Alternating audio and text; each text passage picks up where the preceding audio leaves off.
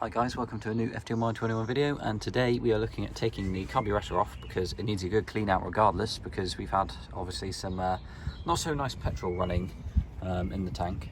So I'm just going to grab a screwdriver, and firstly we're going to go and remove the petrol hose into the carb.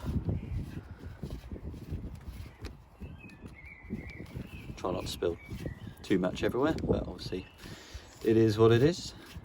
In fairness, I've sucked up the last of the fuel in there, so there won't be any more coming through after that bit. Down there, we've got the idle solenoid at the front, which has a small connector, which you just take off here, as you can see. And then if we get our screwdriver, we can also remove the choke cable from the right-hand side next. This screwdriver is not the best, I probably should have chosen a slightly better one. But here we are, just a flat blade screwdriver to do this bit as well. Undo the two screws. There's one at the top of the choke cable here and one just underneath, which holds the boot over the choke cable as well. Just knock down that and pull the cable out. There we are, that's the choke cable removed. Let's pop him somewhere out of the way there. Next step, we want to remove the throttle cable, which is down here, and for this one you just want to sort of open it up, pull the cable, and there's basically a slot where it just comes out of once it's moved enough. So that's that bit out as well. There's a pipe here from the vacuum advance which runs into the back of the carb, which we're just going to pull off like so, and we're just going to pop him out of the way as well. And now we're just going to check what else we've got lying around. HTVs lying around there. I don't think there's a whole lot else on there. We'll find out in a moment when I undo the two 10mm bolts, which I need to grab a 10mm socket for, so we will rejoin at that stage. Okay, so I've just grabbed a 10mm socket with an extension and ratchet. I'm just gonna, oh, they weren't very tight at all. Oh, oh, it moves quite a lot. Maybe that's part of our issue. Maybe we were letting in a lot of air. Well, there you go. Anyway, regardless, it still does need cleaning out, so we're going to take this off. One other pipe I can see that's actually on there is the breather from the intake there. Let's just remove that. The washer doesn't come off the end easily, so that's fine. We don't have to worry about dropping that off the end like we would with anything else.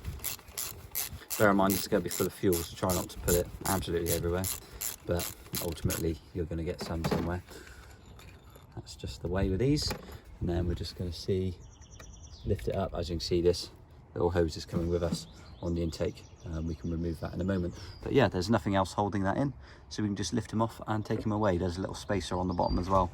Sometimes that stays on the intake manifold, but there's gaskets for that in the gasket kit. So yeah, just make sure that you change those when you do the rebuild as well.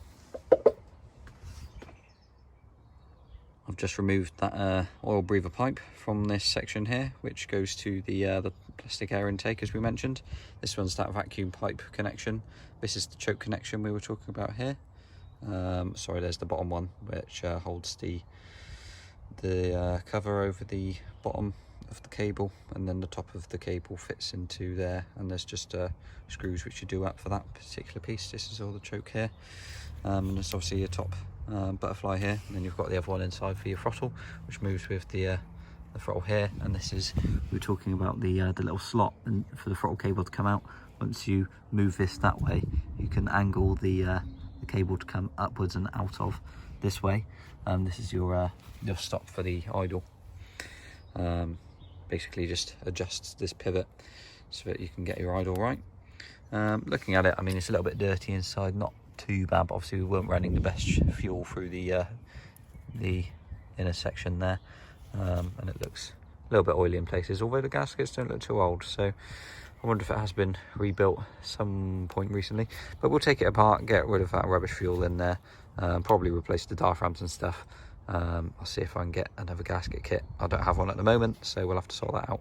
We'll have to check this idle solenoid as well. We'll put 12 volts to that and see if we actually get the solenoid moving. Obviously it needs to open, otherwise it's fairly useless. It can get stuck closed. It has happened and will happen again to many of them. So if that happens, you can cut the end off as well.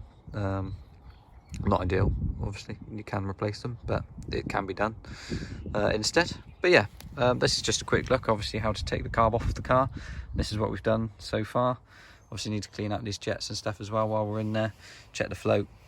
But yeah, we'll get on that soon, and hopefully this will help it run even better, and putting some new fuel in should hopefully run even better as well. But I think we're going to be on to ignition timing as well, at least just checking it to see if it's all right. So yeah, we'll see where we get with that. Thanks for watching, and we'll see you in the next one.